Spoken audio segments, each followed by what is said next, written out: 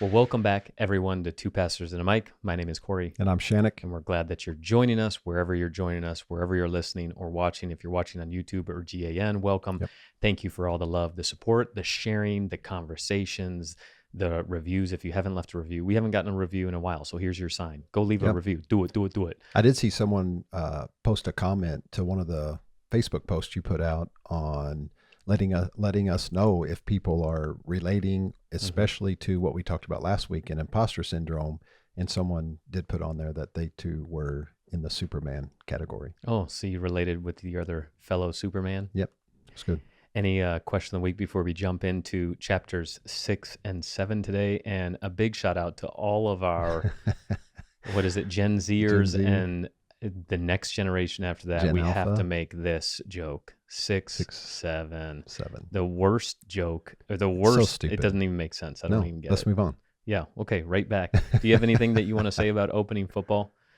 Game of the year, week 1? Even though, as we're recording this, I did stay up way too late and watch Baltimore Bills and Buffalo play in an unbelievable game. And now it's like, dang it, will there be any game to top it this year? Or should I even watch any more at all? I don't know. Not only was it the game of the year, but I think it was your personal game of the year. And if you want to know more about that, you'll have to text us, because I don't think you're going to publicly share that. Hey, I did just release over the weekend my 9th ebook of the year. I've had a goal of releasing ebooks every month this entire year. I actually finished December's this past week, so I'm really excited. Now it just has to be edited. But if you want to get that ebook, you can go to saintsnotsinners.com and get it, or you can just find me on socials. I've put it out. It's on a Gumroad website, but it's how to understand the gospel and share it effectively. So it's all about gospel and evangelism, which in my opinion are two of the worst things that the Western evangelical church have done ultimately to the gospel and to evangelism. So it's kind of correcting that to a degree, but I've already heard and you a lot already of good have feedback. October and November written? October, November, December. I have October and November done. And edited, and I just finished December. Now it needs to be edited and designed. Dude, come on. I'm pretty Look at you excited ahead about of the that. game. But there's 9, so there's a plethora of different topics and ideas for you. Go get that, saintsnotsinners.com, and do the dang thing. So and so I love it. I'm now switching my attention to ZLI, which again, if you're local, I already have 6 commits and 1 verbal, and so there's 3 or 4 more spots left. If you want to go through a year-long intense, just message me, email me, Cory, Cory @hillcity.tv. So chapters 6, 7. You ready to go into this? Yeah, let's go. We could go at it. I just recently re-listened to last week's. I forgot about how confrontational you were and caught me off guard. Just throw me under the bus. So this is the episode to continue that. I did preface it to say, hey, I'm not trying to throw you under the bus. That's like saying, I kind of did, but it is kind of like saying, hey, like, no disrespect, and then saying something disrespectful. Yeah. Hey, not to hurt your feelings. Here's something that hurts your feelings, right? Right. Big butts. So chapter 6 and 7, I'll just say it up front before I get to chapter 6 is my least favorite of the entire book, and you're going to understand why here in a second. It is something that is really hard for me. I do think that there has been some aspects of it, which again, I will admit that I have integrated. Maybe I have misunderstood integration to not work on some of my maturity. But then chapter 7 is one of my favorite chapters. Yeah, it was a big breakthrough for me. Not necessarily because of what you say. Oh, yeah, but just because of how you shared that story and the breakthrough that you got. So let's jump into chapter 6. What's it called? Yeah, the power of integration. And why. You hinted to it last week. Yeah, and integration is simply accepting negative realities, that we all have weaknesses, places of vulnerability that we wouldn't normally like to share because we want to keep those parts of ourselves hidden, unseen. We don't want people to know we have certain issues, certain weaknesses, maybe certain defaults to things that are harmful or negative in a way. But it's one of those things to not compartmentalize ourselves. That's the power in integration, integrating the two basically, or really all of our parts, not just the good, but also the bad, the ugly, all of it into who we are, in the makeup of who we are. and accepting even some of those negative realities, not just things that have happened to us that were negative, even though there is a process to that. And I know in the counseling world, that's a big thing to bring healing to people, but also just the makeup of who we are. So just to give people an example, a couple of them just from my life, and I got to contrast it first. Do you do this in the book? consider, Do you explain what you're about to in the book?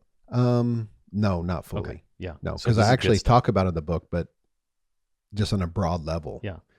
I don't give like specific examples like this, but I do consider myself very knowledgeable and actually a very smart person in a lot of different avenues and things, categories.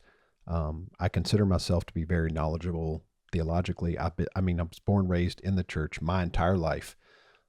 Even as a kid, I always like listened and I gleaned, and so there's not a passage of scripture someone could read to me out of scripture or out of the Bible or a story that I instantly don't think of something that I might know about it.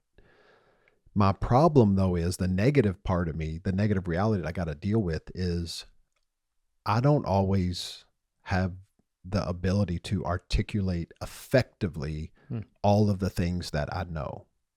And so my communication, while I can be good, and if I really put a lot of time in on something, of course I can communicate well, but for the most part, I have to put a lot of time in on things because I'm not that great at articulating or communicating things that I actually do have knowledge So on. like an example would be like in a debate. You wouldn't get into a debate because off the Right. topic or Right. off the heat of the moment type thing. Right. Yeah, that Yeah, makes I sense. have to process through things a lot of times, which is wild to me because I'm also what you say is like I'm the best like Yeah, improv person. that's so funny.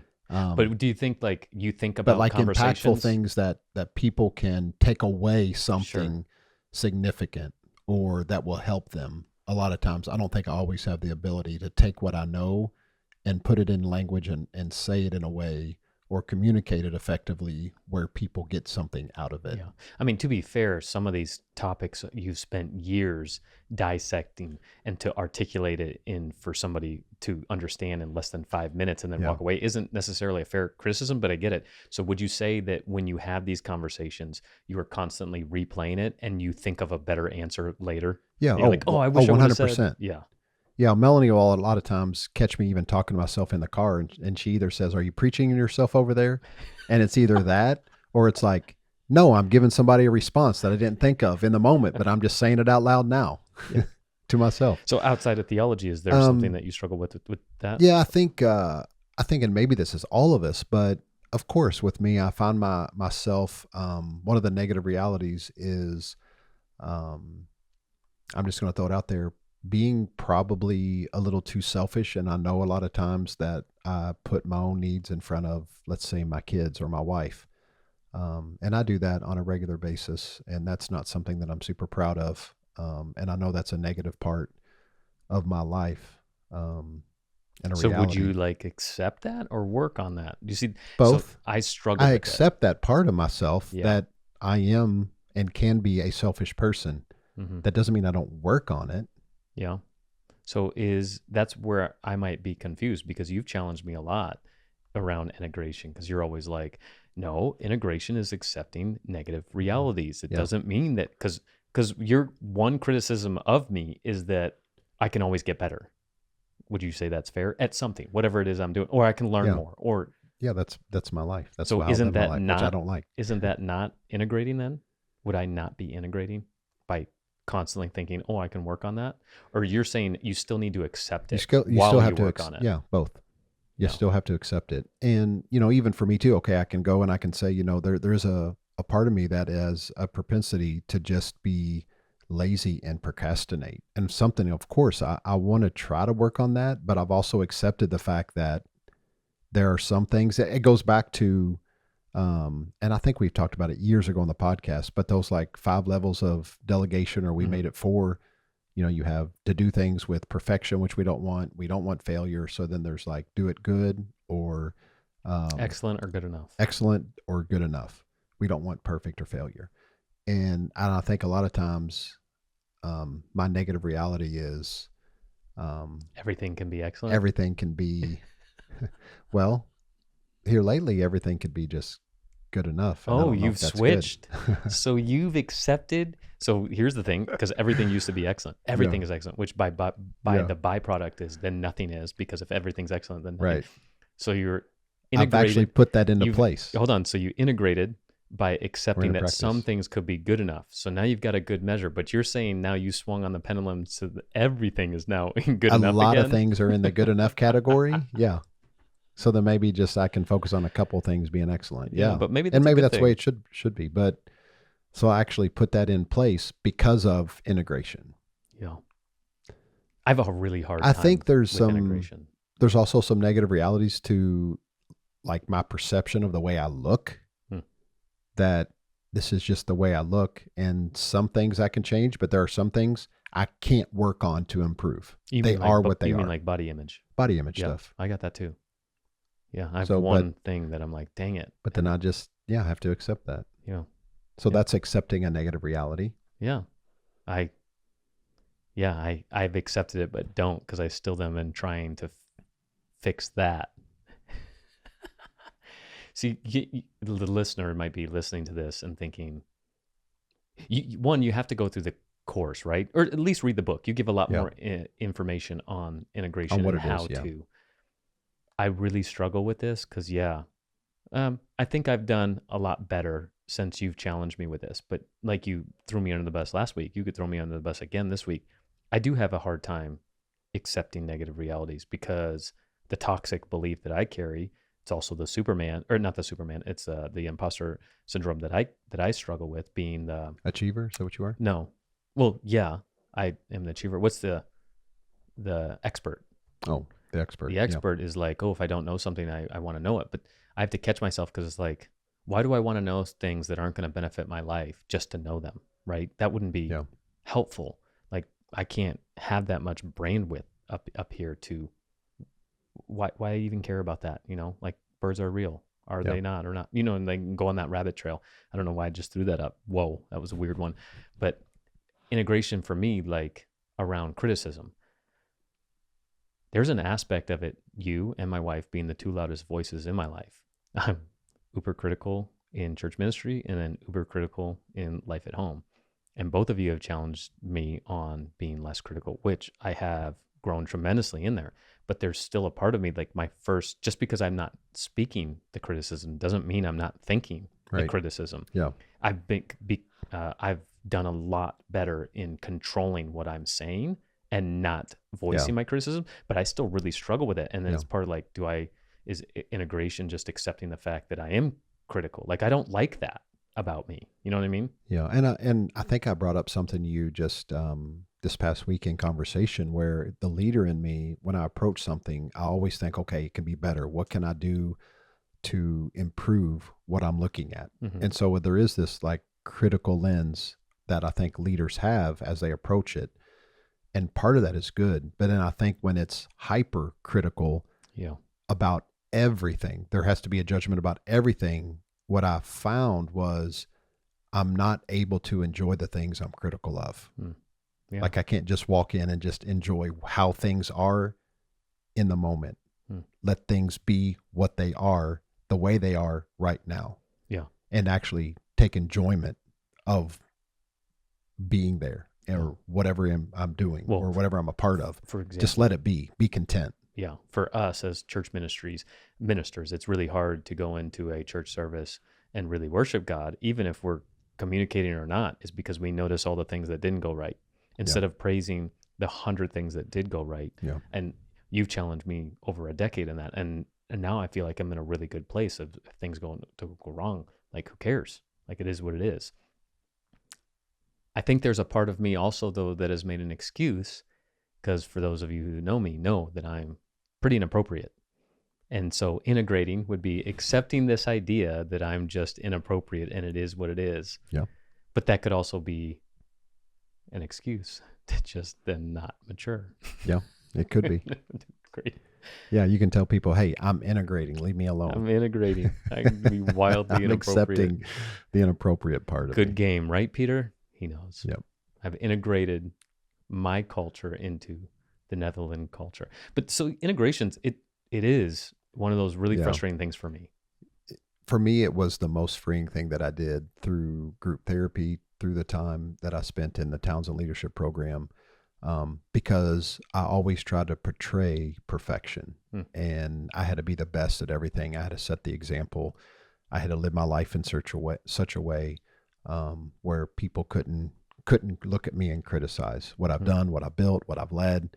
But I think that there's just no way, because even in the church world, things can be very subjective. They just can. Yeah. I don't care what worship you're doing, or the style, or even the level talent. If somebody doesn't like that style or that song or whatever, they're not going to like it, no matter if it's professional level. Yeah. Well, and they love choir singing hymns. That could be next level, but we would walk in there and say, "Man, I need to find a different place to worship because I can't worship to that." You know what I mean? Yeah, I know what you mean. And I could, but I know what you mean. Okay. Okay. And so for me, just realizing even some of my own weaknesses and being okay with that, it actually, like, literally over the process of starting to accept that, increased my happiness and joy level tenfold. Yeah. Like, just living life, trying to be in the moment, being present, being more content, and being okay to actually be vulnerable too, to like share things, whether from the stage or in conversation, being okay to be made fun of and be laughed at. If I do something stupid, it now is what it is. Yeah. And before, it would really bother me. I know. But lately, I really don't care. Or we just don't share it to you anymore. No, that could be too. This is also, although I don't like it is really important. And I was inspired by your journey through it, because one of the things even we wrote down is learning to honor the journey, even the messy parts of your life, and watching you integrate over the last several years. I know for me, being one of the big things is criticism. And the Ted Lasso show, which gave us so many theological points, is one of the things I've been really working on in the last 5 years, is to have less opinions. All the time have less opinions. And I have grown tremendously in there. Obviously, you're going to have opinions. You're human. But then I start to get mad when other people who specifically don't know me have opinions about me, because I'm like, well, I'm working so hard to not have opinions about other people. Why isn't that reciprocated? And it's like, you can't force integration on other people. Right. So there are aspects that I've integrated, but there are aspects that I really struggle with. And so I just appreciate you, because you have really challenged not just me. I'm going to speak on behalf of our staff, especially our sessions together, our group sessions, is watching you integrate has been very inspiring and appreciative. We've appreciated how you've accepted the journey, because it is messy, and you really can't be present or be where your feet are, things that are really monumental to you and I, until you begin to just accept every aspect, every part of your life. So right. I'll share one last thing, and then we'll move on because you brought up Ted Lasso. So really what this power of integration is being willing to express and share vulnerability, with struggles, with weaknesses. And there's an episode, and I've showed it to the team in one of our sessions here, maybe a year or two ago. And Ted Lasso walks in, and it's a group of coaches. And finally he opens up and says, "Guys, I've been having panic attacks, my anxiety, my wife's leaving me."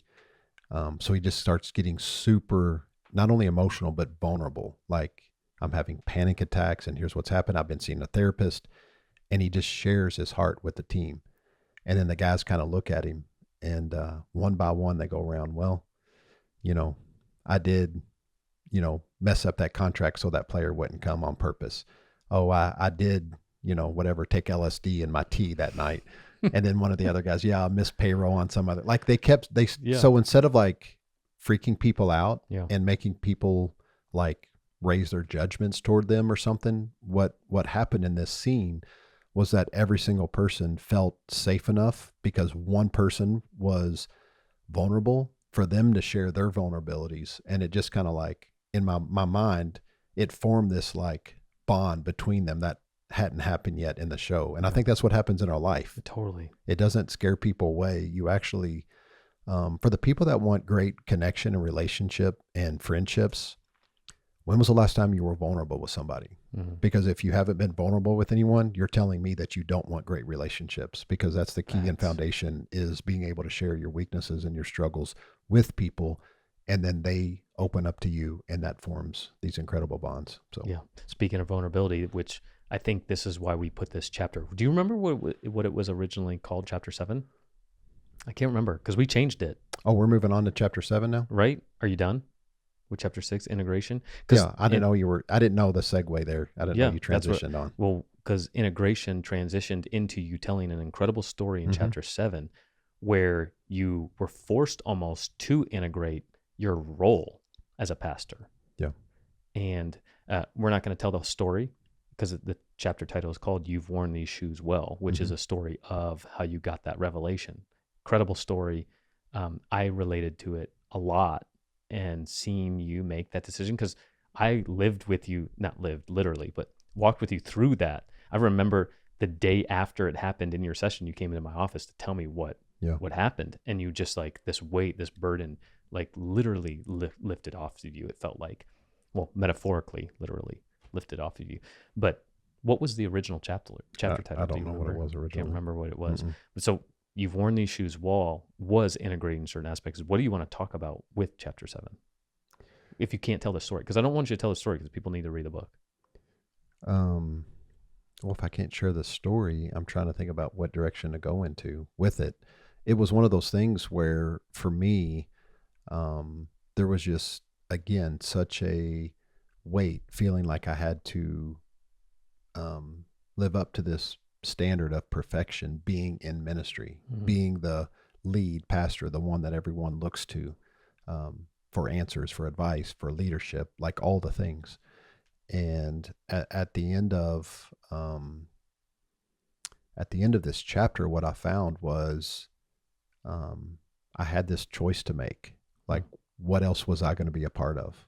Yeah. What else could I potentially do to remove this weight? Because I felt like if I stayed in ministry, that I would just burn out and break down from the weight. I had to pick something else. And so I spent, and I don't know if you remember this, I spent quite a bit of effort and energy in our conversations and outside conversations, like looking into potential other things that I could do besides pastoring. I know. Of course, I love building. I love the real estate. I even talked about maybe I'll go get my realtor's license. That would be pretty cool, because I can stay in that world. Would I just, learn and be able to get into real estate, as far as like flipping homes, building homes, that kind of thing, and running my own crews. That sounded fun. And then an off the wall, which I am doing on the side for Relife. And then one of the off the wall things, and I don't know why I always go here, but I'll share this, talking about negative realities or vulnerability. I always thought it would be awesome to be a bartender. Yeah. Like, and that's legit. Like, I enjoy the conversation. I enjoy just coming up with the different, like, recipes and scenarios and perfecting something like a drink. I just think that would be super cool. But then I literally give it like 30 seconds of thought, thinking it'd be awesome. But then they work nights and weekends, and there's no way I would do that. I couldn't. To be honest, yeah. Not only did you want to quit, but I wanted to quit. And I was like, I got nothing. At least you got all these skills. Like, if you quit, I quit. We're done here. Yeah. So then it's like, man, do I go back to be a teacher? Do I, so I kept going through all the different things. And part of You Wore These Shoes Well, and I won't tell the full story because Cory asked me not to. But at the end of the day, I had to decide, am I going to pick up new shoes or new direction or new because you felt like purpose you in never life, because I felt yourself. like, I was always forced into the roles in a roundabout way. You'll have to read the book to discover what I mean by that. Like, it wasn't anything maybe I thought I didn't ever make the decision that I wanted to do this. It just felt like I had to do it my whole life. Yeah. Like, it was already set up for me all along the way, whether that was God, my parents, whatever, right? I felt like that. But I had to come to a decision. Am I going to continue with this? Am I going to put these shoes back on of ministry? And at least though, if I decided to do that, it would be my choice. Yeah. And in the moment, that was just so freeing to spend those, and we're not talking about a long time. We're literally talking in that moment out of this, when I had that conversation with you, maybe a week or two, like, man, is this not, is this not, like, do I want to pursue something else? Am I, what does it look like? And then I decided, you know what? No, I'm going to put the shoes back on, but this time it's going to be my choice. And because of a lot of the work in the power of integration that I put into place and into practice in my life, a lot of the stuff that used to really weigh me down doesn't really weigh me down anymore. Yeah. So, well, it's an amazing book. Obviously, we've heard so many amazing things. It was real funny. I went to an in-home session recently this past week from somebody who we both know, but they're not a part of their church. And then I walk into their house, and on the kitchen table is your book. And I thought that was really, super really cool. cool. You told me that, yeah. And so if you haven't gotten the book, make sure you get it. Most of our listeners have gotten the book. Would you purchase this book for somebody that you think it would inspire? Maybe a pastor, if you're out not a part of Hill City and you go to a different church, maybe you can get this for your pastor. I promise you it would be freeing, and they'd feel encouraged to hear another pastor go through, the private hell of performance into the freedom of knowing I am. Thank you, Channock, for writing the book. It's awesome. Next week, chapters 8 and 9. It's going to be a good one. Closing thoughts? I think the biggest thing is just find someone that you can begin to talk to and open up with, whoever that is. Like, that's the challenge, I think, for all of us, that we weren't meant literally to do life alone. And if you haven't already, find that person that you feel safe with. If you don't feel like you can be safe with anyone, reach out to one of us. Yeah. You can reach out Channock or Cory at hillcity.tv, just to share. Sometimes it's just good to verbalize and to share what you're going through in your struggle. Yeah. And I promise there'll be no judgment, no condemnation. Do it. But find somebody like that in your life, and then start the process of opening up, accepting some of these negative parts of your life, being vulnerable, and watch your life begin to transform. Yeah.